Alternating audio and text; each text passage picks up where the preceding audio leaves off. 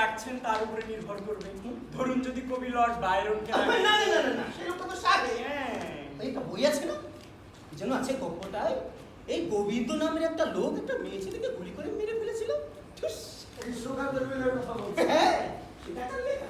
ঋষি বঙ্কিমচন্দ্র। এই সে কত নেবে মনে হয়? উনি বঙ্কিমচন্দ্রকে মাইনে করে রাখবেন। দেখবেন লোকটা আবার ডেপুটি ম্যাজিস্ট্রেট তো গুলি টুলি না করে বসে।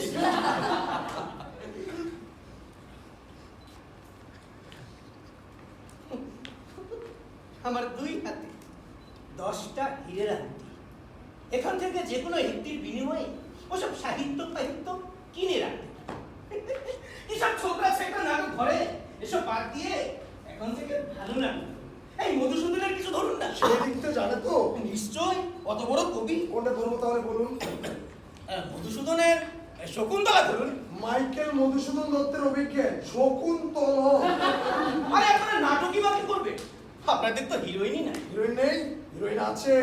আছে জোগাড় করেছে। হ্যাঁ, আর আপনি জেনে আনন্দিত হবেন যে মেয়েটা ভদ্র ঘরে স্কুলে পড়ে নেহাত দারিদ্রের চাপে। বলেন কি নাম? ময়না শঙ্করী দেবী। এই আঙুর যাও নিয়ে এসো। অমাতারা দিগম্বরী তাকে বলে দিও নামটা শঙ্করী। শঙ্করী দেবী অপ্সরা কর্তা মশাই, এবার ময়ূর বাহনের খরচাপাতিগুলো ছাড়ো। সিন আঁকতে হবে, কস্টিউম হবে।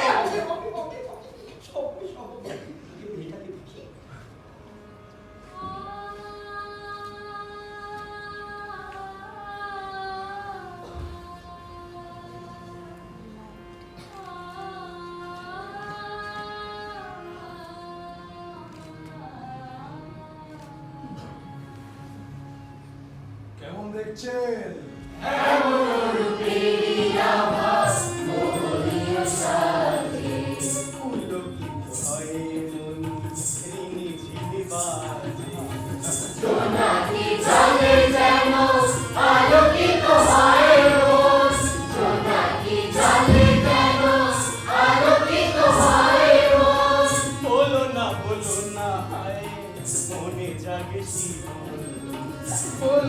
বলো না হায় মনে